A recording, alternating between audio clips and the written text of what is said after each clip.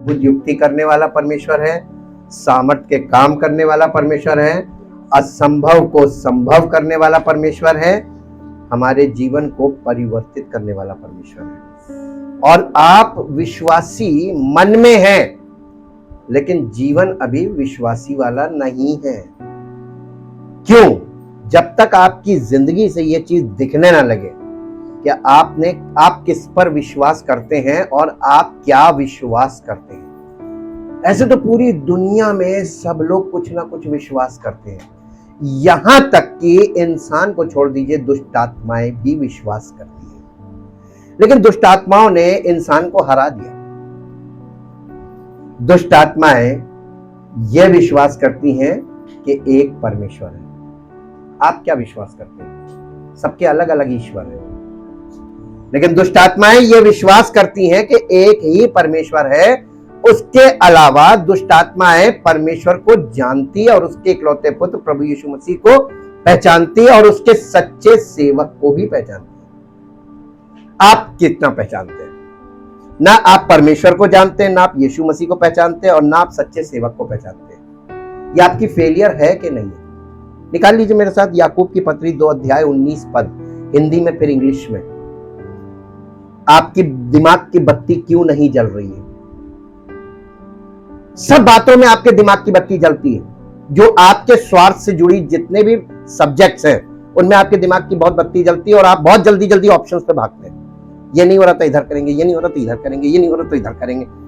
लेकिन in the subject of God, परमेश्वर के विषय में आप क्यों जीरो बन के बैठे हुए? माफी नहीं मिलेगी, अब कोई माफी नहीं है। आप ये नहीं कह सकते सिंहासन के सामने जाके कि परमेश्वर मुझे तो मालूम ही नहीं था। कहना पूरी दुनिया में वचन की भरपूरी आ गई थी, वचन की बाढ़ आ गई थी, लेकिन तुम्हारा मन ही नहीं लगा। तुम अपने वो संसारिकता में इतने चले गए, तुम्हें संसारिकता इतनी अच्छी लगी, लिप्त हो गए, फिजिकल पैशंस में चले गए। जी, the book of James chapter 2 verse 19, Hindi में फिर इंग्लिश में। तुझे विश्वास है कि एक ही परमेश्वर है तो अच्छा करता है। ले, और कौन विश्वास करता है आपके अलावा जिसे आप नहीं जानते? दुष्ट आत्मा आपको कभी नहीं दिखेगी। दुष्ट आत्माएं भी विश्वास करती हैं कि एक ही परमेश्वर है। अरे बाप रे, आपने कब थरथराए परमेश्वर के नाम से? अगर आप परमेश्वर पे विश्वास करते हैं तो आप जो कर रहे हैं, जो सोच रहे हैं, जो व्यवहार कर रहे हैं, जो बोल रहे हैं, जो प्लान कर रहे हैं, वो आप क्यों कर रहे हैं अगर आप परमेश्वर को जानते हैं? Question, big question. किस पर विश्वास करते हो? भूल से मत बोल दीजिएगा मैं परमेश्वर पर विश्वास करता हूं। दुष्ट आत्माएं आके सताएंगी, क्या झूठ बोल रहा है? झूठ बोल रहा है। आप यीशु मसीह की बायोग्राफी देखिए, 4 सुसमाचार में, चारों में आपको देखने को मिलेगा कि दुष्ट आत्माएं यीशु मसीह को कैसे पहचानती थी। उसने कभी नहीं कहा दुष्ट आत्मा से, वो तो बोलने की अनुमति नहीं देता था क्योंकि वो उसको जानती थी। इसीलिए लिखा है यीशु मसीह दुष्ट आत्माओं को बोलने की अनुमति नहीं देता, तो उनसे कॉन्वर्सेशन नहीं करता था। नाम बता, कौन हो, क्या है, कभी बोला उसने? आजकल लोग क्या कर रहे हैं? यीशु मसीह के झूठे सेवक हैं जो दुष्ट आत्माओं से कॉन्वर्सेशन करते। They are false preachers, they are false teachers, क्योंकि यीशु मसीह और कभी उसके चेलों ने भी ये काम नहीं किया। ट्रू डिसाइपल्स ये काम नहीं करते हैं। जो यीशु मसीह का स्वभाव था वही स्वभाव ट्रू डिसाइपल में होता है। ट्रू बिलीवर में कौन सा स्वभाव होना चाहिए? यीशु मसीह का या फैब्रिकेटेड विश्वास? आपके अंदर कौन सा विश्वास है? Your faith is fabricated. आप बनाते हैं विश्वास को, अपना विश्वास। हम यीशु मसीह पर विश्वास तो करते हैं, लेकिन हम बैठे रहेंगे तो काम थोड़ी ना होगा, हम तो कुछ करेंगे। तो ये दो थ्योरी कैसे एक साथ हो सकती है? परमेश्वर का वचन बार-बार कह रहा है कि यीशु मसीह ने लोगों को बोला था कि तुम अपने विषय में ये चिंता ना करना कि क्या खाएंगे, क्या पिएंगे, क्या कहां रहेंगे, कैसे क्या होगा। फिजिकल नीड्स जो बेसिक्स हैं हमारे लाइफ के लिए, इनके लिए चिंता करके ना कहना कि ये कैसे होगा, क्योंकि तुम्हारा स्वर्ग, अन्य जाति के लोग इन बातों की चिंता में लगे रहते हैं। आपके चारों तरफ लोग यही चिंता कर रहे हैं और इसी में लगे हुए हैं। They are organising their lives themselves, अपने जीवन को खुद ऑर्गेनाइज और खुद उसको चलाने के प्रयास में लगे हुए हैं। हर देश, हर सरकार अपने देश को चलाने का प्रयास कर रही है। ग्लोबल सिचुएशन क्या बताती है? क्या कोई देश अभी इस मामले में सफलता प्राप्त करता दिख रहा है कि उनके यहाँ बेरोजगारी खत्म हो रही है, समस्याएं खत्म हो रही हैं, इकोनॉमिक जो डिस्ट्रक्शन है वो ग्रोथ की तरफ जा रहा है? ऐसा कहीं दिखाई दे रहा है आपको? काश, परमेश्वर का धन्यवाद, आपको कुछ तो दिखने लगा। आप कह रहे हैं कि नहीं घट रही है, और हम कह रहे हैं बिल्कुल तल्ली में चली गई। अभी आप नहीं देख पाएंगे, आपकी आंखें अभी वो चीज नहीं देख सकती जो मैं देख रहा हूं ऑलरेडी। और गवर्नमेंट, इंटरनेशनल गवर्नमेंट्स बहुत परेशान है। उन लोगों को समझ में नहीं आ रहा कि क्या किया जाए। पीस ट्रीटी का भी चल रहा है इस समय, आपको ये भी नहीं समझ आएगा what is the meaning of peace treaty. ये जो लड़ाइयां छिड़ रही है, इसको शांति कौन स्थापित करने जा, वो होने जा रहा है। और बहुत तेजी से डेवलपमेंट होंगे, और जैसे सब चीजों पर कंट्रोल किया जाता है, घटी जब बढ़ती है, जैसे जिस चीज की घटी होती है, जैसे खाद्य की घटी होती है, अन्न की घटी होती है, तो कंट्रोल किया जाता है उसको, लोगों को डिस्ट्रीब्यूट करके एक लिमिटेशन में। आपको मालूम है इकोनॉमिक सिस्टम में भी कंट्रोल आने जा रहा है। मनमानी खत्म, इनकम की भी और एक्सपेंसेस की भी मनमानी नहीं चलेगी, बहुत चल चुकी। मनमाना खर्च किया, मनमाना कमाया, अब इस पर कंट्रोल आने जा रहा है। ग्लोबली ये रीसेट आएगा, इकोनॉमिक रीसेट जिसको बोलते हैं, वन वर्ल्ड करेंसी। अभी आप लोगों के लिए बहुत यानी हार्ड सब्जेक्ट्स हैं जो आपको अभी बिल्कुल नहीं समझ में आएंगे। आप हजार क्वेश्चन करने लगे। जब बच्चे को आप वो वाली बात बताते हैं जो उसकी बुद्धि से परे है, तो वो पहली चीज तो आपका मुंह देखता है, फिर उसके बाद मजाक करता है, हंस देता है, हल्के में लेता है, क्योंकि उसकी अंडरस्टैंडिंग में आया ही नहीं। और आप उसको अंडरस्टैंड यानी समझा भी नहीं सकते, क्योंकि उसके लिए उसको रद्दे बैठाने पड़ेंगे पार्ट्स में। जब तक वो उस लेवल पर उसका माइंड नहीं आएगा, तब तक आपका आंसर उसको नहीं समझ में आएगा, तब तक उसको समस्या का समझ में नहीं आएगी। अच्छा, ये है प्रॉब्लम। और ये पूरी दुनिया की बहुत बड़ी समस्या है कि हर एक को वो चीजें ना तो दिखेंगी, ना समझ में आएंगे, और ना आप समझा पाएंगे। इसलिए परमेश्वर ने एक मूर्खता का काम किया। उसने कहा कि मैं अपनी कलीसिया, यीशु मसीह से अपने पुत्र से कहा, जा कलीसिया बना, पिता पुत्र पवित्र आत्मा कलीसिया में काम करते हैं। और कलीसिया में जो मुख्य चीज है वो है परमेश्वर का वचन। इससे लोग दूर भागते हैं। और हमें ये बात बहुत अच्छी लगती है कि जो लोग दूर भागते हैं ना, जो परमेश्वर के लोग नहीं, वो दूर भाग जाए तो अच्छा है। वही पास आएंगे जिनको इससे प्यार होगा, वचन से। और अगर वचन से प्यार नहीं होगा तो आपकी जिंदगी में आपको कुछ नहीं मिलेगा। सारे प्रयास करके देख लीजिएगा, 10 साल 20 साल बाद आ जाइए मेरे पास, तब तक क्या हो चुका होगा आप अनुभव के साथ आएंगे कि आप जो कहते थे वो हो गया। मालूम है, मनुष्य, समस्त मानव जाति ने, पूरी पृथ्वी पर जितने भी मनुष्य हैं, सबने सामूहिक गलती की है। एक सामूहिक गलती क्या की है, फिर से निकाल के पढ़ी, जो पिछले संडे मैंने पढ़ा था, फिर से उसको पढ़ेंगे और वो मिलेगा आपको। द बुक ऑफ जेरेमाया, यिर्मयाह नबी की पुस्तक, उसका 2 अध्याय का 13 पद पढ़िए। 2 अध्याय 13 पद, जेरेमाया चैप्टर 2 वर्स 13। क्योंकि मेरी प्रजा ने 2 बुराइयां की हैं। परमेश्वर की ये शिकायत है समस्त मानव जाति से, मेरी प्रजा ने 2 बुराइयां की हैं। उन्होंने मुझ बहते जल के सोते को त्याग दिया है, ये पहली बुराई है। और उन्होंने जो उससे बड़ी बुराई की, और उन्होंने अपने लिए हौद बना लिए, वरन ऐसे हौद जो टूट गए हैं और जिनमें जल टिक नहीं सकता। आपको नहीं समझ में आया, जल रिप्रेजेंट, जल ही जीवन है, तो ये लाइफ को रिप्रेजेंट करता है। लोगों ने ऐसे सिस्टर्न्स, ऐसे हौद बना लिए हैं कि अपने अपने हौद बना लिए हैं जिसमें उनका जीवन यानी बच जाए, उनका जीवन सुरक्षित हो जाए, लेकिन वो ऐसे हौद हैं कि उनमें जीवन टिक ही नहीं सकता, इम्पॉसिबल, लीकेज वाले। ये दूसरी बुराई तो बहुत भयानक है, आपको अभी नहीं समझ में आई, हमें मालूम आपको ऊपर से निकल गई। मान लीजिए, किसको समझ में आई बताइए? अच्छा, नहीं समझ में आई ना? अरे आप बाद में बताते हैं, हमको तो पहले चेहरों से दिख जाता कि नहीं आया समझ में। आप कैसे परमेश्वर के वचन को क्या पढ़ते हैं और सुनते हैं तो क्या समझ में आता होगा? मुझे नहीं लगता आपको समझ में आता। मैं तो अपने परमेश्वर को, जो उसने मुझे काम दिया, मैं करता रहूंगा। मैं लय में होकर काम कर रहा हूं। उसने मुझसे कहा था, जैसे उसने नूह से कहा था जहाज बना, वो बनाता रहा। दुनिया के लोग उल्टा सीधा बोलते रहे, सब कुछ मजाक उड़ाते रहे, सब कुछ, लेकिन उसका पूरा परिवार उसी काम में लगा रहा। वो तो बाद में पता चला कि वो क्या कर रहा था, है ना? जब सब लोग पैसे कमा रहे थे, सब लोग पैसे उड़ा रहे थे, जब सब लोग पार्टी कर रहे थे, जब सब लोग मौज मस्ती कर रहे थे, जब सब लोग सब कुछ कर रहे थे, नूह और उसका परिवार एक ही काम में लगा, तो जो परमेश्वर ने कहा था बना। आज लोग क्या कर रहे हैं? जैसा नूह के दिनों में हुआ था वैसे ही मनुष्य के पुत्र के दिन में होगा। और जब तक जल प्रलय आकर उन सबको बहा ना ले गया, किसी को कुछ पता नहीं चला, ऐसे ही होने जा रहा है आपके साथ भी। मान लीजिए, आपको कुछ नहीं समझ में आएगा। देखते देखते आपकी पूरी दुनिया उजड़ जाएगी, सब कुछ उजड़ जाएगा, आप खड़े यूं देखते रह जाएगा। अरे आप बहुत धन्य है वे आंखें जो देख रही हैं, लेकिन सब लोग नहीं देख पा रहे हैं, क्योंकि अंदर उनके पैशंस भरे हुए हैं। मुझे तो ये करना, मुझे तो यहां जाना, मुझे तो वहां जाना, मुझे तो ये बना। अरे कहां तुम प्लानिंग कर रहे हो? गलत समय पर गलत प्लानिंग तुम्ही को नुकसान पहुंचाएगी, किसी और को नहीं।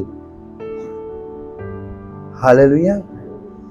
कल हम और हमारी पत्नी गए थे काम से मार्केट में। आलमबाग का पूरा मार्केट, एक एक दुकानदार मुझसे बहुत व्यक्तिगत रूप से जुड़ा हुआ है। मैं मार्केट का ही काम करता था। कल एक बेकरी पर गए, आलमबाग नटखेड़े में, बड़ी बेकरी है, और वो मेरे सामने रोने लगा। मुझे बहुत सालों से जानता है। कहने लगा मेरा लड़का, हमसे उसने देखा, कहने लगा गाड़ी, हमने कहा ये हमने गाड़ी ली, हम खर्चे घटा रहे हैं, जितने खर्चे हम घटा सकते हैं, हम अपने आप को इनकम नहीं बढ़ा सकते तो हम एक्सपेंसेस को मिनिमाइज कर रहे हैं टू सर्वाइव। तो कहने लगा काश ये बात मेरा बच्चा समझ आता, एक ही लड़का है, ऐसे बुरे वक्त में पैसा बर्बाद कर रहा है और कर्जे ले रहा है। रोने लगा। हमने कहा वेरी गुड। अब एक कनेक्शन बना है, अब मैं उससे बात करूंगा। मैं उस समय कुछ नहीं बोला, उसको देख के, उसके दुख को देखकर मैंने कहा इसमें मैं तुमको, तुम्हारे दुख में तुम्हारे साथ खड़ा हूं, लेकिन मैं कुछ कर नहीं सकता। ना तुम कुछ कर सकते हो, ना मैं कुछ कर सकता हूं। और जो कर सकता है उसके विषय में मैं बता सकता हूं, मैं तुम्हारा मार्गदर्शन कर सकता हूं। अगर तुम मान लोगे, तुम्हारे अंदर परिवर्तन होगा, शायद तुम्हारे बच्चे में भी होगा, फिर तुम्हारे परिवार में होगा। एक व्यक्ति पर प्रभु यीशु मसीह पर विश्वास लाता है, पूरा घराना उद्धार पाता है। एक व्यक्ति, तो एक व्यक्ति जो है वो मजबूत व्यक्ति होना चाहिए विश्वास में। ऐसे नहीं कि हम विश्वास करते हैं और मरी बोली बोल रहे हैं, देखो भैया ऐसा हो गया। ये नहीं है विश्वास, ये विश्वास नहीं है, ये झूठा विश्वास है। इस तरीके की बोली, आपका व्यवहार, आपके टोन, सब चीजें बताती है कि आप विश्वास नहीं करते हैं, लेकिन आप इस बात को मानने को तैयार नहीं कि मैं विश्वास नहीं करता हूं। विश्वास करने वालों में चिन्ह होंगे, लिखा हुआ है। बाइबल कभी झूठ नहीं बोलती। यीशु मसीह ने कहा था विश्वास करने वालों में चिन्ह होंगे। वो चिन्ह लिखे हुए हैं, वे बीमारों पे हाथ रखेंगे चंगे हो जाएंगे। यह है विश्वास करने वालों के चिन्ह। प्रार्थना के लिए भी नहीं लिखा है। वे प्राण नाशक वस्तु पी जाएंगे, उन्हें कोई हानि नहीं होगी, मार नहीं सकते, यानी उनको कोई मार नहीं सकता। जो मुझ पर विश्वास करने वाले होंगे वो उनको मृत्यु छू नहीं सकती। इन सब चीजों की पूरी पुष्टि है, गवाही है। कैसे लोग कह देते हैं कि हम विश्वास करते हैं? कौन सा विश्वास, कैसा विश्वास, किस पर विश्वास करते हो? दुष्ट आत्माएं भी विश्वास करती हैं और थरथराती हैं। तो कंपेयर हमको किससे किया जा रहा है? विश्वासी को किससे कंपेयर किया जा रहा है? दुष्ट आत्मा से। अब आप विश्वासी के सामने बहुत बड़ा चैलेंज है कि आपका विश्वास और दुष्ट आत्मा का विश्वास में क्या अंतर है, ये सीखो। नहीं तो दुष्ट आत्मा नहीं छोड़ेगी, कहेगी झूठा करते हो, वो तुम्हें ले ही जाएगी खींच के, कहेगी झूठा विश्वास दिखा रहा था। जी आगे क्या लिखा है? दुष्ट आत्माएं भी विश्वास करती और हाँ नहीं, ये हम इस पे आ गए थे। दो बुराइयां की है। एक तो ये, अब हम आपको इसको थोड़ा सा दूसरे रूप में बताते हैं। आधुनिक युग के लोगों को आधुनिक लैंग्वेज, ये बाइबल की लैंग्वेज आपको समझ में नहीं आएगी, ये प्रोफेटिक लैंग्वेज है। परमेश्वर ये कह रहा है कि मानव जाति ने सोर्स को छोड़ दिया और रिसोर्स बना लिए, और सबने अपने अपने रिसोर्स बना लिए। हाँ, ये जो रिलीजन और आपकी भक्ति दिख रही है ना, सबकी अपनी अपनी भक्ति, ये वो रिसोर्स है जिसमें वो लाइफ को सिक्योर करना मांग रहे हैं। But the source of life is only God. कब ये बात आपकी समझ में आएगी? एजुकेशन के बाद नहीं आई तो अब कब समझ में आएगी? आदम तो कोई एजुकेशन नहीं पाया था, इनोसेंट था। जैसे एक छोटा बच्चा पैदा होता है, 1 से 3 साल का बच्चा, इनोसेंट, उसको एजुकेट नहीं किया जा सकता। अगर वो इस तरीके की हरकत करे तो उसके लिए माफी है। कानून के अंतर्गत ये बताइए, अगर एक मासूम बच्चा, इनोसेंट चाइल्ड, उसके हाथ से गोली चल जाए और किसी की मृत्यु हो जाए, कोई मर जाए, तो क्या उस पर हत्या का मुकदमा लग सकता है? एक लाइन में जवाब है नहीं। क्यों? रीजन, क्योंकि वो इनोसेंट है। उसके गलती तो उसकी जिसने उसके हाथ में वो चीज दी। हालेलुया। तो इनोसेंट के ऊपर मुकदमा नहीं चल सकता। परमेश्वर ने कहा कि ये दशा ऐसी हो गई है इंसानियत की कि अब मैं इनके ऊपर एक्शन भी नहीं कर सकता। तो परमेश्वर ने एक समय तक बहुत सा, मालूम है आदम और उसकी पत्नी के लिए पश्चाताप किसने किया था मालूम आपको? God himself. God himself. जब एक बच्चा, जो मासूम बच्चा होता है, उसकी गलती का पश्चाताप उसके माता पिता को करना पड़ता है, और जब तक माता पिता पश्चाताप नहीं करेंगे बच्चे को जीवन नहीं मिलेगा। इसलिए न्यूबॉर्न बेबीज के लिए माता पिता का विश्वास बहुत मायने रखता है। अगर माता पिता परमेश्वर पे भरोसा रखेंगे तो उसके बच्चों को जीवन भी मिलेगा, आशीष भी मिलेगी। इसीलिए माता पिता से बच्चों का एक जुड़ाव है, और इसीलिए आज्ञा में यह लिखा गया था, अपने माता पिता का आदर कर, उनका आज्ञा मान, उनकी सेवा कर, तो तेरा भला होगा और तू दीर्घायु होगा। ये बात ऐसे ही नहीं लॉ में आ गई, गहरा कनेक्शन है, क्योंकि मासूमियत की हालत में मां बाप झेलेंगे। हालेलुया। जैसे आदम और उसकी पत्नी के किए का परमेश्वर ने खुद प्रायश्चित किया था उसी समय। Hallelujah. What is the difference between innocence and ignorance? बहुत कठिन चीज है। इनोसेंस का मतलब होता अबोध, यानी कुछ नो सेंस ऑफ राइट और रॉन्ग, सब कुछ जीरो, यानी स्टार्ट ही नहीं हुआ अभी, है ना?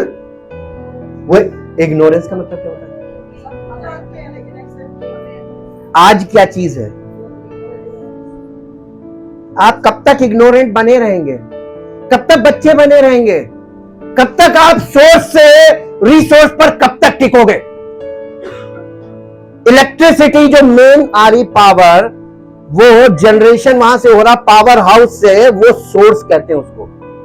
मैं इलेक्ट्रिकल का काम करता हूं, इसलिए मुझे हम लोग पावर हाउस, पावर स्टेशन बनाते हैं, स्विच बनाते हैं, सब स्टेशन बनाते हैं। उसमें जो सप्लाईज आती हैं, जो हाई टेंशन से आ रही है, वायर्ड, उसको बोला जाता है सोर्स। और जो जनरेटर पावर और इन्वर्टर पावर है, ये कहलाता है रिसोर्स। पावर तो वो भी है, पावर वो भी है, पावर वो भी है, लेकिन कौन सी पावर ज्यादा टिकाऊ है? हाइडल पावर, सोर्स जिसको बोलते हैं। और बाकी सब जो है वो रिसोर्स है, वो आपको थोड़ा सा हेल्प करेगी फॉर सर्वाइवल, लेकिन वो आपको लाइफ नहीं देगी। अब आप बताइए कि आप कौन सी भक्ति करते हैं, किस पर विश्वास करते हैं, और क्या आपने बना लिया अपना हौद? उस हौद से कब निकलेंगे?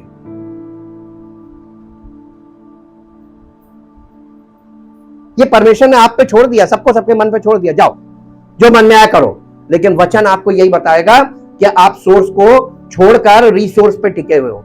ये मालूम है, लोग कहते हैं हम प्रार्थना करेंगे सब कुछ हो जाएगा, ये रिसोर्स है, और अगर उसकी मर्जी नहीं होगी तुम्हारी प्रार्थना का उत्तर हाँ में नहीं आएगा। वो उसका मर्जी है कि ना तो ना। तो प्रार्थना सुनने वाले के ऊपर डिपेंड करता है कि सुनेगा कि नहीं सुनेगा। हर चीज आप कह रहे प्रभु कर दे, क्या यार ये बना लिया है, हर चीज में वो तुम्हारी मर्जी में वो आ गया तो सारी दुनिया का बंटाधार हो जाएगा। हर व्यक्ति अपनी मर्जी से दुनिया चला रहा है अपनी, और अब वही चीज दूसरों को प्रमोट कर रहा है। अब हम आपसे एक और क्वेश्चन पूछेंगे, रिलेटेड क्वेश्चन है, किसी चीज को प्रमोट करना और किसी चीज को प्रकट करने में क्या अंतर है? रिवील करना और प्रमोट करना।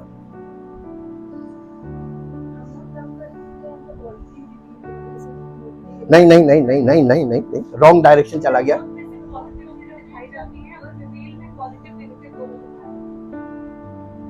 अब हम इसको और थोड़ा सा रिफाइन करते हैं। लगभग आंसर ठीक था, लेकिन ये इसका स्ट्रक्चर को मैं सही करता हूं। जब आप किसी चीज को प्रमोट करते हैं तो जो चीज आपको पसंद आई, आपने उसका इस्तेमाल किया, आपको उससे संतुष्टि मिली, आप उस चीज को प्रमोट करने लगते हैं। प्रमोशन इसी को बोलते हैं। लेकिन आपको मालूम है आज की दुनिया में टीवी पर इतने विज्ञापन आ रहे हैं, और जो लोग विज्ञापन दे रहे हैं, क्या आपको लगता है कि वो उन चीजों का इस्तेमाल करके उसके अनुभव के साथ बोल रहे हैं या पैसा लेकर बोल रहे हैं? ओ माय गॉड, तो प्रमोशन तो पैसा लेकर भी किया जा सकता है ना, लेकिन रिवील नहीं किया जा सकता पैसा। आप पैसा लेके कुछ रिवील नहीं कर सकते। रिवील करने के लिए आपको उस चीज में से, यानी जब तक आप उसमें समाहित नहीं होंगे तब तक वो चीज आप में से रिवील होगी नहीं। हाँ, परमेश्वरत्व का मतलब है, परमेश्वर के बच्चे बनने का मतलब है कि आपके अंदर से वो रिवील हो, आपके स्वभाव से, आपके व्यवहार से, आपके जीवन शैली से, आपके परिवार से, और आपके मोहल्ले का पूरा वातावरण बदल दे। आपका परिवार आपके व्यवहार से, आपके परिवार, आपके जहां जहां आप जाएं वहां वातावरण बदलने लगे, तब कहते हैं कि ये इसमें परमेश्वर का वास है। हालेलुया। और जिस तरीके की धार्मिकता आपको दिखाई दे रही है, वो धार्मिकता परमेश्वर की तो नहीं है, वो हौद बनाए, वही है, हौदिये दिख रही है, चारों तरफ हौद बनाए, सिस्टर्स, और वो भी टूटे हुए सिस्टम जिनमें जल टिक ही नहीं सकता। ये बहुत भयानक बुराई की है लोगों ने। ये प्रोफेटिक लैंग्वेज आपको समझ में जिस दिन आ गई ना, उस दिन आप कहेंगे ऐसी की तैसी मैं परमेश्वर को मानूंगा। पहले तो आपको निर्णय लेना पड़ेगा परमेश्वर को उसकी ओर बढ़ने के लिए। आप जब बढ़ने के लिए जब डिसीजन लेते हैं, तब परमेश्वर आपकी मदद करता है, क्योंकि बिना परमेश्वर के स्वयं के प्रकट किए परमेश्वर को आप नहीं जान सकते। वो सेल्फ एग्जिस्टेंट है। मैं बार बार आपको स्टडी में यही बता रहा हूं। और वो आपको प्रकट तभी करेगा जब आपका मन तैयार होगा। इसी को मन फिराना बोलते हैं। पहले सब कुछ छोड़ो और मेरी तरफ मुखातिब हो, परमेश्वर तेरे अलावा मुझे कुछ नहीं चाहिए, तब परमेश्वर आपकी तरफ मुड़ेगा। मेरे साथ एक पद निकालिए, जब जितना भी हम लोगों ने इस हफ्ते किया उसका निचोड़ मैं आज आपको बताता हूं। मेरे साथ निकालिए उत्पत्ति की पुस्तक 4 अध्याय, उत्पत्ति की पुस्तक 4 अध्याय, the book of genesis chapter 4। 4 अध्याय निकाला बेटा? 4 अध्याय नहीं, उधर पढ़ लो। 4 अध्याय का यहाँ 25 पद से पढ़िए। आदम अपनी पत्नी के पास फिर गया और उसकी पत्नी ने एक पुत्र को जन्म दिया और उसका नाम ये कह के शेत रखा, परमेश्वर ने मेरे लिए हाबिल के बदले जिसको कैन ने घात किया एक और बेटा नहीं कहा, एक और वंश ठहरा दिया। शेत के भी एक पुत्र उत्पन्न हुआ और शेत ने उसका नाम एनोश रखा। उसी समय से लोग यहोवा से प्रार्थना करने लगे। आप लोगों को पूरी डिटेल के लिए ना ले जाके मैं आपको सिर्फ इतना बताना मांग रहा हूं, शेत इज द सीड। ये वो लड़का है जहां से यीशु मसीह की वंशावली निकलती है, शुरू होती है। Start the genealogy of Jesus Christ. और ये इसके द्वारा परमेश्वर अपने वंश को लाना शुरू कर रहा है, यीशु मसीह के लिए बॉडी तैयार कर रहा है। This is the first person. और ये इसने इसका एक बेटा जब पैदा हुआ, इसी में से देखिए भविष्यवक्ता, प्रेरित, ये सारे लोग इधर ही से जुड़े हुए शेत से। और इसका भी एक बेटा पैदा हुआ, उसने उसका नाम एनोश रखा। एनोश का मतलब होता है कि परमेश्वर से प्रार्थना करने वाला और परमेश्वर प्रार्थना सुनने वाला, दोनों बातें। और उसी समय से लोग परमेश्वर से प्रार्थना करने लगे। और मालूम है आपको, अभी जल प्रलय के पहले का सीन है ये। इसका मतलब जल प्रलय का जो समय था, नूह का जो समय था, उस जमाने में लोग प्रार्थना बहुत करते थे, बहुत प्रार्थना करते थे, जैसा कि आज भी प्रकट है। बहुत प्रार्थना में बहुत बिलीव करते हैं। लेकिन आपको मालूम है नूह क्या करता था? मेरे साथ एक पद निकालिए जो आपको मिलेगा। नहीं, अब 5 अध्याय में आ जाइए। अभी स्टेप्स में चलेंगे, 4 अध्याय से 5 अध्याय में आइए। 5 अध्याय का 24 पद पढ़िए। 5 अध्याय का हनोक, ये हनोक आदम से 7वीं पीढ़ी में। हनोक परमेश्वर के, ये प्रार्थना नहीं करता था। आज के युग में जल प्रलय से पहले प्रार्थना करने वालों की संख्या बहुत ज्यादा थी, लेकिन परमेश्वर के साथ साथ चलने वाले कितने लोग थे? एक व्यक्ति मिला हमको, हनोक नाम है।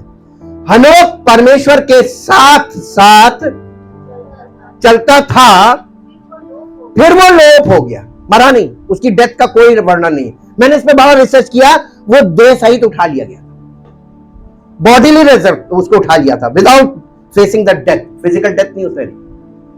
क्यों? क्योंकि परमेश्वर ने उसे उठा लिया था, क्योंकि वो परमेश्वर के साथ साथ चलता था। ये जल प्रलय से पहले का सीन बता रहे हैं, और यीशु मसीह के आने से पहले भी ऐसे ही होगा।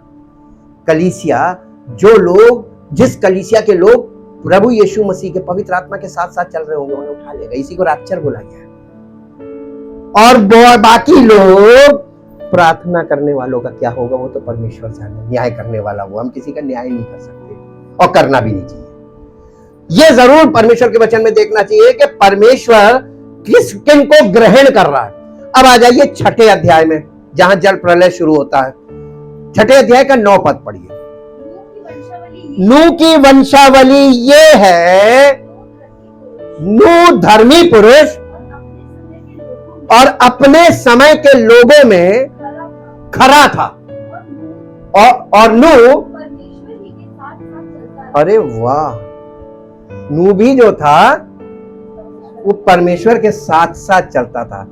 आप परमेश्वर के पीछे चलेंगे नहीं चल पाएंगे, आप परमेश्वर के आगे नहीं चल पाएंगे, लेकिन आपको परमेश्वर के साथ साथ चलना है। साथ साथ चलने का मतलब क्या होता है? Hand in hand. हमने आपको बहुत पहले, याद कीजिए, ये बताया था पति पत्नी के चलने का तरीका। अगर आगे पत्नी जा रही और पीछे पति जा रहा, समझ जाइए कि वो बेमन से जा रहा, वो कहीं ले जा रही। और पत्नी पीछे चल रही है, पति आगे चल रहा है, इसका मतलब वो बेमन से चल रही है, पति को फॉलो कर रही है, जो उसका कर्तव्य है। लेकिन अगर दोनों साथ साथ चल रहे हैं, इसका मतलब हार्मनी है लाइफ में, अंडरस्टैंडिंग सही है, बिल्कुल एकदम फिट, इक्वल, क्योंकि परमेश्वर ने इक्वल बनाया है। तो इक्वलिटी क्यों नहीं? परमेश्वर हमको अपने साथ लेकर चलना मांगता है, और ये चाहता है हैंड इन हैंड। यीशु मसीह की कलीसिया का यीशु मसीह के साथ क्या संबंध है? तो पति के साथ कैसे बिहेव करना कलीसिया को सीखना तो पड़ेगा ना। सांसारिक वाला पैटर्न उसके साथ नहीं चलेगा। जिस तरीके का व्यवहार सांसारिक लोग कर रहे हैं आपस में, इसीलिए पति पत्नी का एग्जाम्पल बहुत मायने रखता है, हमेशा याद रखिएगा। अब देखिए, नूह के लिए लिखा है कि वो इसको इंग्लिश में पढ़ो बेटा, क्योंकि इसमें बहुत सी चीजें समझनी है। पहली चीज लिखा है कि नूह धर्मी पुरुष था। आपके हिसाब से धर्मी की परिभाषा क्या होनी चाहिए? This is the history of the generations of नोआ। नोआ was a just and righteous man, यानी धर्मी का मतलब क्या है? ब्लेमलेस। और यीशु मसीह के लिए धर्मी वर्ड क्यों यूज किया है? ब्लेमलेस। धर्मी का मतलब ब्लेमलेस, और ब्लेमलेस का मतलब आप कल वाला देखिएगा, इनोसेंट। इनोसेंस का मतलब ब्लेमलेस, जिसको दोष देने का कोई कारण ही ना, बच्चे की तरह बिल्कुल निर्दोष, शुद्ध। ये था नूह। आज आप किसको धर्मी मानते हैं? आज लोग अपने आप को धर्मी मान रहे, मैं प्रार्थना करता हूं, मैं धर्मी हूं, मैं बहुत प्रार्थना करूं, मैं घुटनों का, मैं आंसू बहा के प्रार्थना, मैं बहुत धर्मी हूं। नहीं, धर्मी की ये परिभाषा है ही नहीं। प्रार्थना करने वाले और चर्च जाने वाले, दशमांश देने वाले, ये सारे रिचुअल्स करने वाला कोई भी धर्मी नहीं है। बाइबल इस बारे में नहीं बोलती ना, और कर भी नहीं सकता। ये तो परमेश्वर, इसको कौन डिक्लेयर कर रहा है? परमेश्वर का वचन डिक्लेयर कर रहा है कि नूह एक धर्मी व्यक्ति था। जिस दिन परमेश्वर आपको धर्मी ठहराएगा ना, दाऊद कहने लगा जिसे परमेश्वर धर्मी ठहराए उसको दाऊद कहता मैं धन्य कहता हूं। जिस दिन आपको परमेश्वर धर्मी ठहराएगा ना, आप धन्य कहलाएंगे जी। Blameless in his evil generation. पूरी मालूम है जनसंख्या विस्फोट था 7 अरब के करीब। उस समय पूरे विश्व की आबादी थी, जैसा कि आज फिर है। Exactly the same situation. और उस पूरी मानव जाति में एक धर्मी था। आज किसको धर्मी कहा जाएगा? परमेश्वर आज किसको धर्मी डिक्लेयर कर रहा है? मालूम किसको? आपको नहीं मालूम। सुसमाचार यही तो है, परमेश्वर का इकलौता पुत्र प्रभु यीशु मसीह वही धर्मी है। और जो कोई उस धर्मी के अनुसार उसके देह में यानी कलीसिया में परिवर्तित होकर उसके समान हो जाएगा, वो सब धर्मी कहलाएंगे। मालूम, बिकॉज ऑफ जीसस क्राइस्ट। इसलिए परमेश्वर मसीह की धार्मिकता हमारे जीवन से प्रकट होनी चाहिए कि यीशु मसीह धर्मी है और हम उसके विश्वासी हैं। मेरा मैसेज नहीं समझ में आया होगा? मैसेज कंप्लीट हो गया। मसीह के समान स्वरूप में कलीसिया के लोग जब दिखने लगेंगे तब परमेश्वर कहेगा यीशु मसीह की महिमा हम लोगों के द्वारा होगी कि वाकई में यीशु मसीह धर्मी है और उसके लोग भी धर्मी हैं, उसकी पत्नी भी धर्मी है। हालेलुया। वो अपने जमाने के, अपने जनरेशन के लोगों में धर्मी था, परमेश्वर की दृष्टि में, अपनी दृष्टि में नहीं। अपनी दृष्टि में तो लोग उसको सनकी कहते थे, बुढ़ा सनक गया है, सठिया गया है, और लोग उसको बहुत बुरी बुरी बातें बोलते थे, बहुत बुरी बुरी बातें, जैसा आज भी बोलते हैं जी। नोआ वॉक्ड, देखिए नोआ वॉक्ड इन कौन सी फेलोशिप? परमेश्वर के साथ चलने का मतलब क्या मालूम है? Habitual fellowship with God. आपकी आदत ही नहीं है परमेश्वर के साथ संगति करने की, पवित्र आत्मा के साथ और वचन के साथ संगति की आदत नहीं है आपको। तो जब मन करता है ना, आज भैया हमको छुट्टी मिल गई, हम आ गए। आप एक बात बताइए, मैं परमेश्वर आपसे यही पूछेगा कि तुम अपने जीवन से, यानी सांस लेना कभी 2 मिनट के लिए, सांस 5 मिनट रोक के कर रहे, अभी हमें सांस लेने की फुर्सत नहीं है, हम सांस रोक लेते, ये काम कर ले फिर सांस लें। हाँ, कभी आपने सांस रोकी? नहीं, कंडीशन हम बता रहे हैं ना, आपको सांस लेने की फुर्सत नहीं, पहले ये काम कर ले फिर सांस ले। हाँ, स्पिरिचुअल ब्रीदिंग क्या है मालूम है? Fellowship with God, habitual fellowship with God, this is a spiritual breathing. आप आत्मिक तौर पे सांस नहीं लेना मांगते हैं, सांस तब लेंगे जब आप रिलैक्स हो जाते हैं कि हाँ अब चलो, अब हम सब निपटा लिया, अब चलो, अब प्रभु के पास चलते हैं। हालेलुया। इसीलिए कहा गया दुख में सुमिर, दुख में, हाँ, जब आप कष्ट में होंगे तब परमेश्वर याद आएगा, और जब आप बिजी होंगे तब परमेश्वर किनारे में, अभी मैं बिजी हूं, अभी हम नहीं आ सकते। अरे तुम अपने सारे काम, दैनिक क्रियाओं के लिए तुम टाइम निकालते हो कि नहीं निकालते हो? सोने के लिए टाइम निकालते हो कि नहीं निकालते हो? हर चीज के लिए तुम टाइम मैनेजमेंट करना जानते हो, लेकिन परमेश्वर के लिए टाइम मैनेजमेंट क्यों नहीं करते? This is the priority. ये प्राथमिकता में होना चाहिए कि दुनिया के सारे काम एक तरफ, ये एक तरफ, सारे अपॉइंटमेंट कैंसिल करके ये काम, इसको नहीं कैंसिल करेंगे, तब परमेश्वर कहेगा वाकई में ये मुझे फॉलो कर रहा है। परमेश्वर आपकी ओर ध्यान देगा, अरे ये सब कुछ छोड़कर मेरे पीछे चल रहा है। चेलों ने यीशु मसीह से कहा, पतरस कहने लगा देख हम तो सब कुछ छोड़कर तेरे पीछे हो लिए, हमें क्या मिलेगा? उसने कहा इस जमीन पर 100 गुना और वहां हमेशा की जिंदगी।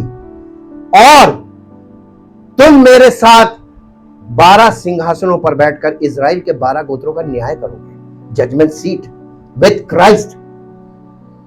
हालेलुया। उन्होंने इस प्रतिफल के लिए दुनिया की सारी गतिविधियों से अपने आप को अलग कर लिया कि उन्हें यह पूरा करना है, इस कंडीशन को 100-fold blessing on earth receive करनी है। कैसे? Habitual fellowship with God. और जब आप हैबिचुअल फेलोशिप, यानी आपकी आदत पड़ जाएगी, इसके बिना हमें नींद नहीं आएगी, इसके बिना हमें भूख नहीं लगेगी, इसके बिना हमारा कुछ नहीं होगा, हमारा मन शांत नहीं होगा जब तक हम ये नहीं कर लेंगे। आप एटीट्यूड चेंज कीजिए, आप बिहेवियर चेंज कीजिए, अपने मन को फेर दीजिए। इसी को बोला गया है मन फिराना। आप संसार में इतना लिप्त हैं, संसारिकता में इतना लिप्त हैं। परमेश्वर कभी किसी से नहीं कहता आपस में प्रेम ना रखो, परमेश्वर कभी किसी से नहीं कहता किसी की मदद ना करो, परमेश्वर कभी नहीं कहता माता पिता का आदर मत करो, सेवा मत करो, सब कुछ करो, लेकिन इतना भी मत करो कि परमेश्वर को किनारे ताक पे रख के करो। इसीलिए नए नियम में लिखा, जो कोई मुझसे अधिक अपने बच्चों से, माता पिता से, किसी से भी प्रेम रखता है वो मेरे योग्य नहीं। आपको अपने डिसऑर्डर को सही करना है, बहुत ज्यादा ओवर। परमेश्वर को किनारे रख के आप कुछ भी नहीं कर सकते। परमेश्वर को प्राथमिक स्थान देकर आप ये सब कुछ करेंगे तो परमेश्वर आपकी मदद करेगा, रिश्ता निभाने में, रिश्ता बनाने में, रिश्ते को बनाए रखने में, और आपके स्वभाव को सही करके ऐसा आपको करेगा कि लोग कहेंगे वाकई में इसके साथ हम लोग को बहुत अच्छा लगता है। हालेलुया। यह सुसमाचार है। और परमेश्वर अंत की बातें आरंभ में ही दिखा रहा है। उत्पत्ति में जैसा नूह के दिनों में था वैसे ही मनुष्य के पुत्र के दिनों में, सीधा ब्रिज बना दिया, कनेक्शन। और यहां पे जाकर देख लीजिए, जैसा यहां था वैसे ही यहां पर आपको देखने को मिलेगा, एज इट इज टुडेज। आज के दिनों में यही दिख रहा है। लेकिन कितने लोग परमेश्वर के साथ साथ चल रहे हैं? Habitual fellowship with God. और अगर ये नहीं है तो आपकी सारी धार्मिकता फेल, सुसमाचार के आधार पर। परमेश्वर आपको ये नहीं कहता ड्यूटी मत जाओ, ऑन राइट टाइम ड्यूटी जाओ, पंक्चुअल रहो, और जो काम तुमको दिया गया है जिम्मेदारी के साथ करो। अब मैं आपसे इसी से जुड़ा एक और बहुत महत्वपूर्ण प्रश्न करता हूं।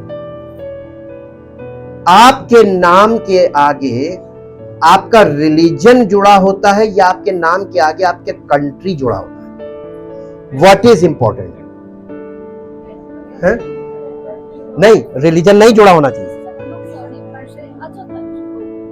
तुम्हारी ग्लोबल पोजीशन क्या है? ग्लोबल आईडी क्या है? What is your global identity? I am a Christian। ये आइडेंटिटी नहीं है। कल 15 अगस्त है, डे ऑफ इंडिपेंडेंस। परमेश्वर के वचन को जो लोग जानते हैं उनको अभी तक ये नहीं समझ में आया कि परमेश्वर ने दुनिया में सारे कंट्रीज को डिवाइड किया है ताकि वहां के जो लोग हैं वो परमेश्वर को अपने अपने कंट्री में, अपने अपने कल्चर में रहकर उसको ढूंढे। सीवानों को बांधा है, ठीक है। और परमेश्वर हर कंट्री के लोगों से एक्सपेक्ट कर रहा है कि ये मुझे खोजेंगे, कदाचित मुझे खोज कर पाए, टटोल कर पाए, हालांकि मैं किसी से दूर नहीं हूं।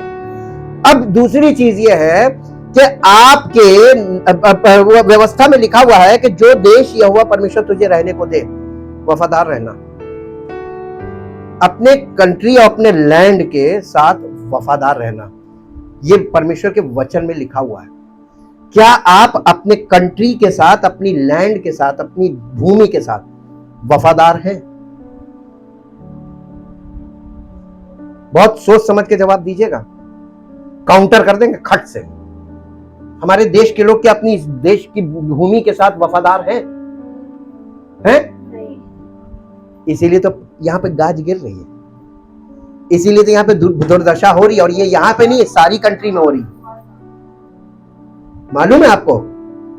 Law of the land.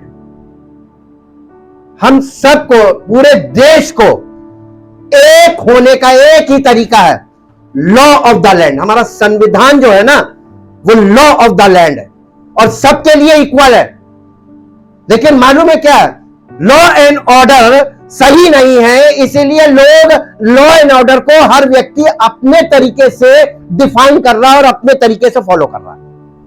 ये डिसऑर्डर है और इसीलिए एकता भंग हो रही है। जो जो हम संगठित थे एज अ नेशन, अब हम डिवाइडेड हो रहे हैं in the states and in the religions.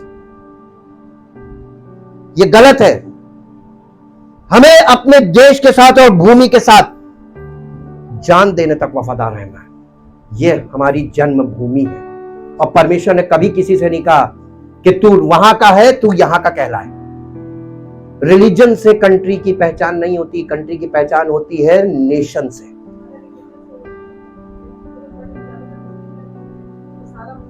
हाँ, कॉन्स्टिट्यूशन देखिए, वहां पर क्या लिखा है, गणतंत्र, और अब है गणतंत्र।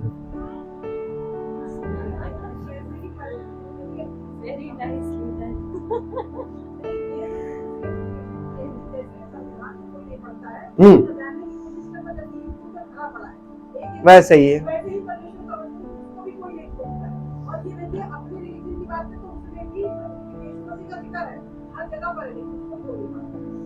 परमेश्वर आपसे यही वफादारी आपकी यही देख लेता है। जब तुम अपनी भूमि के साथ वफादार नहीं हो तो तुम उसके साथ क्या होगे जिसको तुम नहीं देख सकते हो? फिर तुम अपने भाई बंधुओं के साथ क्या वफादार होगे जब तुम अपनी भूमि के साथ नहीं हो? इस भूमि के लिए आज मालूम है, आर्मी में देशभक्ति के लिए कोई नहीं जा रहा है, नौकरी के लिए जा रहे हैं। यह भी एक बहुत खराब चीज है। देशभक्त लोगों को यह काम करना चाहिए, पेशेवर लोगों को यह काम नहीं करना चाहिए। शिक्षा के क्षेत्र में भी पेशेवर लोग चले गए शिक्षा देने, जबकि यह सेवा का काम था, डिवोटेड वर्क है, डिवोशन के साथ करने वाला। तो आज शिक्षा में भी कॉमर्शियलाइजेशन हो गया। आज की डिग्री कोई मायने नहीं रखती, कूड़ा है कूड़ा।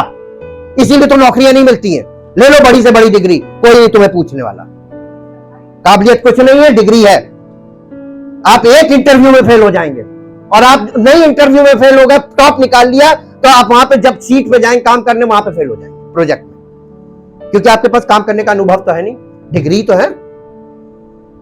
और दूसरी बात यह कि चिकित्सा में भी यही चल रहा है, प्रोफेशनलिज्म हो गया।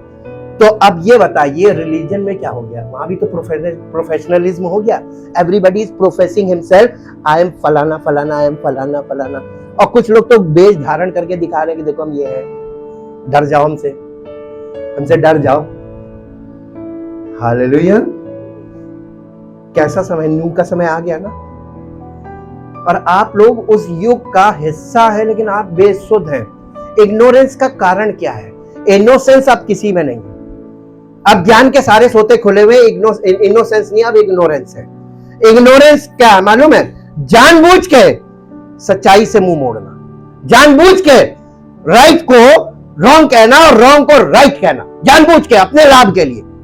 यही हो रहा है। एक वर्ष निकालिए जो आपको मिलेगी, इफिसियों की पत्री अध्याय 4 उसका 17 और 18 पद पढ़िए, हिंदी में फिर इंग्लिश में। 4 का 17 और 18।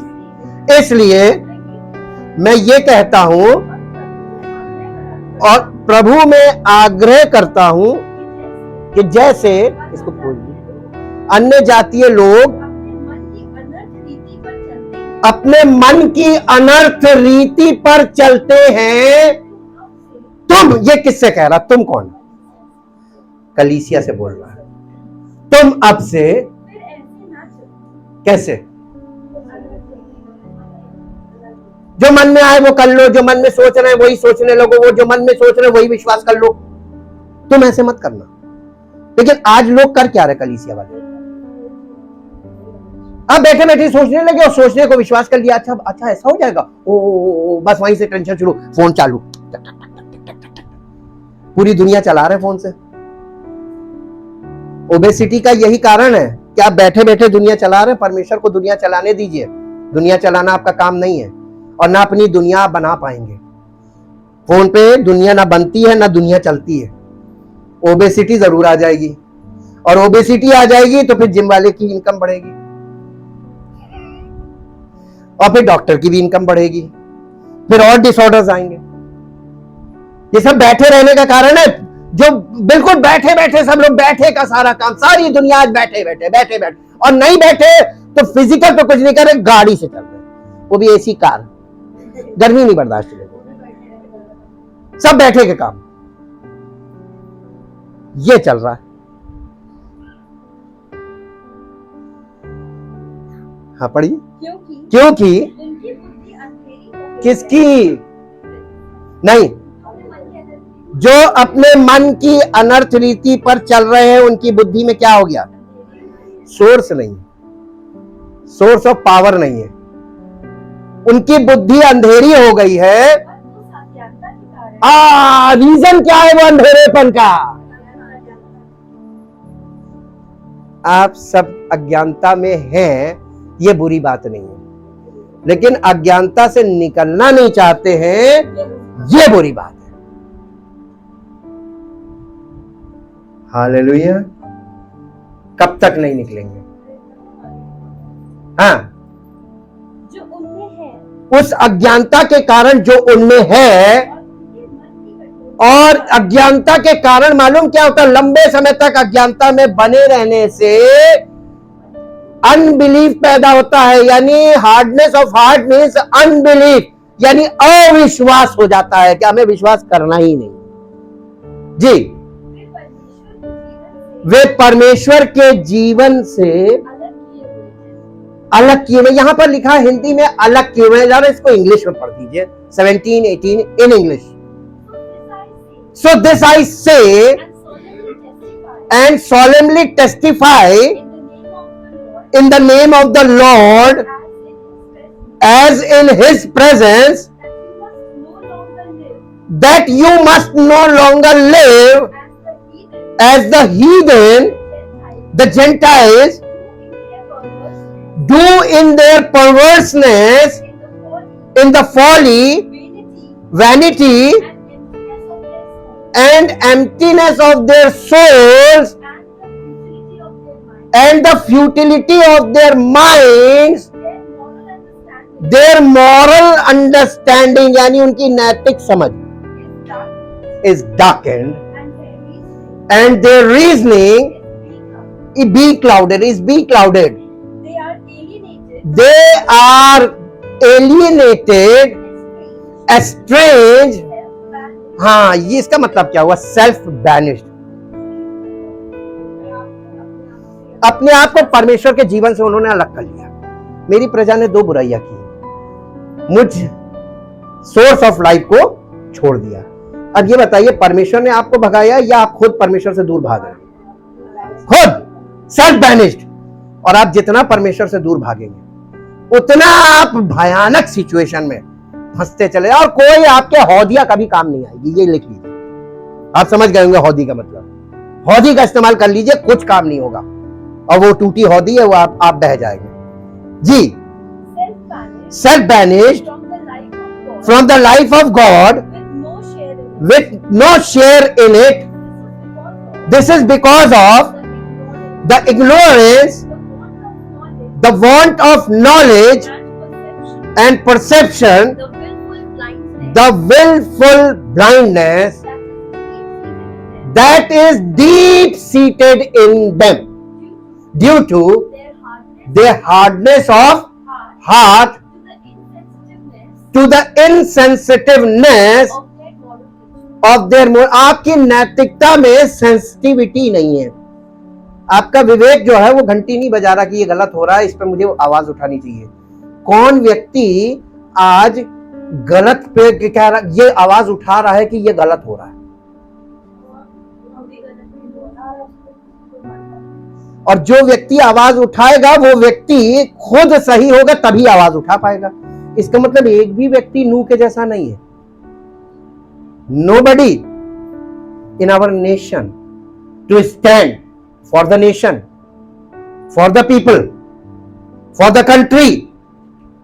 कोई नहीं है, सब इस कंट्री को अपने अपने तरीके से मोड़ रहे, तोड़ रहे, बर्बाद कर रहे हैं, यहाँ की इंटेग्रिटी को बर्बाद कर रहे हैं। और यहाँ के सारे लोग बैठकर हम नहीं बोल, हमसे क्या मतलब? ये स्वार्थ की पराकाष्ठा है। जब सब लोग स्वार्थी हो जाते हैं ना, तब कहते हैं हमसे क्या मतलब। अब ये बताइए कि अगर कंट्री के ऊपर जो भी दिक्कत आएगी वो किस पर आएगी? सब पर आएगी। कहां जाओगे भाग के? कंट्री छोड़ नहीं सकते।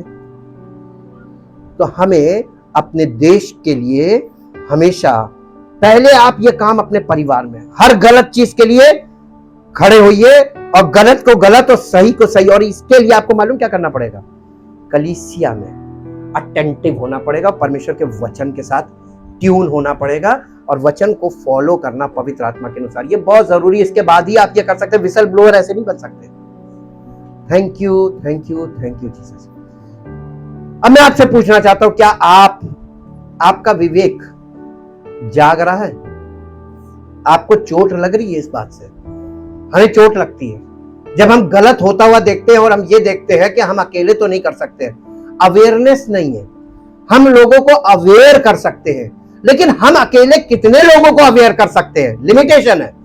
लेकिन अगर हमारे साथ लोग जुड़ते जाए इस अवेयरनेस में, खुद अवेयर हो और वो हमारे साथ जुट जाए इस अवेयरनेस को आगे बढ़ाने में, तो हमारे देश में और हमारे राज्य में और हमारे क्षेत्र में, शहर में परिवर्तन दिखाई देगा कि नहीं देगा। और अगर एक एक परिवार आपस में, एक एक व्यक्ति जुड़ेगा, एक एक परिवार जुड़ेगा, एक एक परिवार जुड़ेगा, तो धीरे धीरे ढेर सारे परिवार। यही तो परमेश्वर का कॉन्सेप्ट था कलीसिया को लेकर।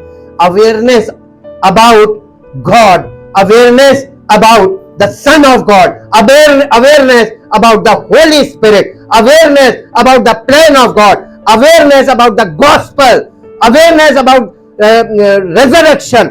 ये इन सब विषयों में लोग जागरूक हो, यानी स्पिरिचुअल अवेयरनेस या स्पिरिचुअल कॉन्शियसनेस आ जाए, लोगों में आत्म जागृति आ जाए, पवित्र आत्मा के द्वारा कैसा जीवन होना चाहिए, इसके लिए जागरूक हो और इसके अनुसार उनका जीवन। Thank you, thank you, thank you. Last में एक वर्ष पढ़ेंगे, मैं प्रार्थना करने जा रहा हूं। आप इस प्रार्थना का हिस्सा होना चाहते हैं कि नहीं, इसके लिए एक पद पढ़िए, रोमियो की पत्री 8 अध्याय उसका 19 पद। रोमियो की पत्री 8 अध्याय 19 पद। क्योंकि सृष्टि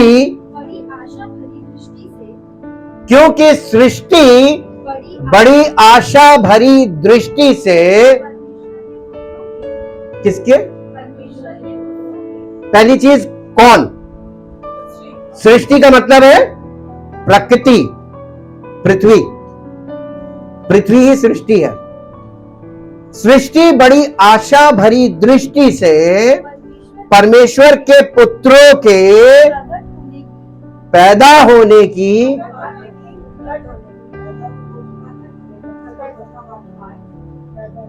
यीशु मसीह परमेश्वर का पुत्र था। मृत्यु से पहले इकलौता था, जी उठने के बाद पहलौठा क्यों हुआ? इसका मतलब उसके द्वारा बहुत से पुत्र पैदा होंगे, बॉर्न अगेन बिलीवर्स, नया जन्म प्राप्त किए हुए विश्वासी, और कलीसिया में वो परमेश्वर के पुत्र के स्वरूप में बनाए जाएंगे। और सृष्टि इन पुत्रों के, जो कलीसिया में परमेश्वर के पुत्र बनाए जा रहे हैं, इनके प्रकट होने की बाट जो रही है, इंतजार कर रही है। किसका इंतजार कर रही है? परमेश्वर के पुत्रों का। अब ये कब प्रकट होंगे? पैदा तो हो गए हैं लेकिन तैयार नहीं हुए, अभी संतान है, अभी बेटे नहीं बने हैं। मेरी हर लाइन में बहुत गहरी मीनिंग है, हमेशा याद रखिएगा। एक घर में बहुत से बेटे होते हैं, बहुत सी बेटियां होती हैं, लेकिन एक काबिल होता है जिसके हवाले माता पिता कहते हैं अब तुम इन्हें संभालो। हालेलुया। वो संतान नहीं, वो बेटा कहलाता है। संतानें 4 है लेकिन बेटा एक है। परमेश्वर ने एक बेटा था, उसे बलिदान किया और वो पहलौठा हो गया। अब हम और आप उसके अगर बच्चे हैं, उसके संतान हैं, तो हम उसके वारिस बनेंगे। वारिस कब बनेंगे? जब मैच्योर होंगे, उसके पुत्र बनेंगे। और जब पुत्र बनेंगे, पुत्र कब बनेंगे? सृष्टि बड़ी आशा भरी दृष्टि से परमेश्वर के पुत्रों के प्रकट होने की बाट जो रही है। और ये टाइम है, परमेश्वर के पुत्रों के प्रकट होने का टाइम आ गया है और अभी तक पुत्र तैयार नहीं हुए। Thank you, thank you. क्या आप इस रिस्पॉन्सिबिलिटी में आना चाहते हैं? परमेश्वर के पुत्र बनना, धन्य है वे जो मेल करवाते हैं, क्योंकि वे परमेश्वर के पुत्र कहलाएंगे। आपको मेल वाली बातें करनी है, मेल मिलाप। मालूम किससे? फिजिकल नहीं है, स्पिरिचुअल मेल मिलाप, परमेश्वर से लोगों का मेल कराना, to connect people with God, परमेश्वर से लोगों का मेल कराने वाले। ये मेल मिलाप का सुसमाचार है। The gospel is the gospel of male मिलाप, यानी मिलाने वाला, परमेश्वर से मिलाने वाला। और आप सुसमाचार आपके जीवन में पूरा होगा और आपके द्वारा लोग परमेश्वर तक पहुंचेंगे। Thank you, thank you, thank you Lord. जो लोग आज इस परमेश्वर की योजना का हिस्सा बनने के लिए तैयार हुए हैं, वो अपने स्थान पे खड़े हो जाएं, बाकी लोग बैठे रहें। हम प्रार्थना करेंगे। Thank you, thank you, thank you, thank you, thank you, thank you. परम पिता परमेश्वर, हम हृदय से आपका धन्यवाद करते हैं, क्योंकि आप धन्यवाद के योग्य हैं, आप आदर के योग्य हैं, आप महिमा के योग्य हैं। और हम धन्यवाद इसलिए करते हैं प्रभु कि आपने हमको बुलाया है, लेकिन हमको कुछ करने के लिए नहीं बुलाया है, हमको समर्पित होने के लिए बुलाया है, ताकि हम आपको समर्पित हो जाएं। कर तो आप सब कुछ लेंगे, जब हम एक बर्तन की तरह आपके हाथ में चले जाएंगे, एक औजार की तरह आपके हाथ को समर्पित हो जाएंगे, तो आप अपनी इच्छा के अनुसार हमको प्रयोग करके अपनी महिमा का बर्तन और अपनी महिमा का औजार बना लेंगे, क्योंकि आप सक्षम है सब कुछ करने के लिए। आपने हमें कुछ करने के लिए नहीं बुलाया है, बल्कि आप हमें अपने बेटे बेटी के रूप में प्रकट करना चाहते, इसी के लिए बुलाया है। और आपकी ये योजना हम सबके जीवन से पूरी हो प्रभु, ये हम आपके सामने समर्पण के साथ कह रहे हैं, ताकि हम सबका जीवन आपकी महिमा का कारण हो। जहां कहीं इस कलीसिया के लोग जाए, जिस किसी से भी मिले, उन्हें परमेश्वर से मेल मिलाप का सुसमाचार जरूर सुनाए, और जो विश्वास करे और आना चाहे उसको कलीसिया में जरूर लाए, ताकि प्रभु इनके विश्वास से किसी एक व्यक्ति के जीवन में विश्वास जरूर जाए और उसके जीवन में विश्वास फलवंत हो, ताकि इनको आशीष मिले और इन्हें यह पता चले कि जब हम परमेश्वर की बातों को आगे लोगों के साथ शेयर करते हैं, तो परमेश्वर की महिमा हमारे जीवन से प्रकट होती है और हमें आशीष मिलती है और हमारा विश्वास मजबूत होता है। Thank you, thank you, thank you. परम पिता परमेश्वर, सारे अनुग्रह के लिए जो अब तक आपने हम सब पर बनाए रखा, धन्यवाद करते हैं। सारी आशीषों के लिए जो प्रभु आज तक आप देते आए, हम आपका धन्यवाद करते हैं। और अब हमारा पूरा भरोसा है कि हमें मांगने की तो जरूरत नहीं, क्योंकि हमारा परमेश्वर हमारी सारी आवश्यकताओं को जानता भी है और पूरा भी करता है। इसलिए प्रभु, हम लोगों को यह संदेश देंगे कि परमेश्वर हमें सब चीजें देता है जो हमारे लिए आवश्यक है, और हर वो चीज रोक देता है जो हमारे लिए नुकसानदेह, ताकि हमारा जीवन उसकी महिमा का कारण बने, सारी महिमा उसको मिले। धन्यवाद के साथ इस प्रार्थना को आपके इकलौते पुत्र प्रभु यीशु मसीह के नाम से मांगते हैं, आमीन।